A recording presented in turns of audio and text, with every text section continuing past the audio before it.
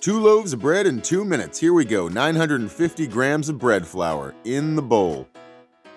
22 grams of salt, 6 grams of yeast, 712 grams of water. Then mix that shit up.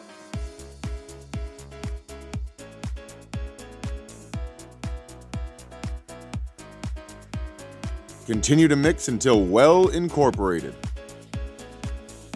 After this, we're going to cover it with plastic wrap and let it sit for 10 minutes.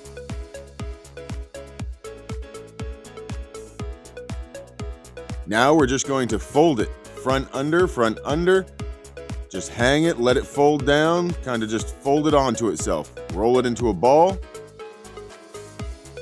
and cover it and let it set for 30 minutes.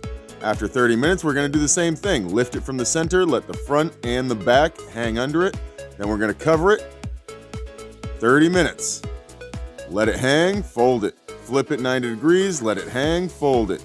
Just like a letter, 3-time fold. Cover it, let it set 30 minutes. We're going to do this one more time. Front under, back under, front under, back under. Cover it, let it sit 30 minutes. Now we're going to flour it. Flour the worktop. Cut it into 2 equal pieces. Look at that, pretty damn good. Then we're going to tuck and fold and roll until it looks like a loaf of bread. Then pinch the seam, make sure it's closed, and put it in your prepared loaf pan, seam side down. Now let these sit and proof until they're nice and spongy. When they look like this, preheat your oven to 380 degrees.